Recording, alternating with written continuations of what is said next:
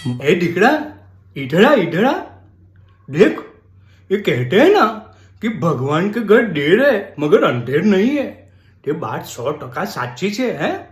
अब देख, मैंने नवंबर दिसंबर में भगवान से प्रार्थना की थी कि भगवान ये मेरे घर के नल में है ना, ये गरम गरम पानी आना चाहिए और विदाउट गीजर है।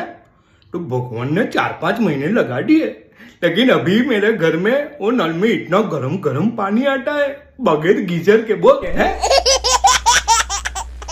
और एक मेरे को तो लगता है कि भगवान ने है ना, वो सूरज दादा है ना, सन उनको भी एक काम सौंपा है।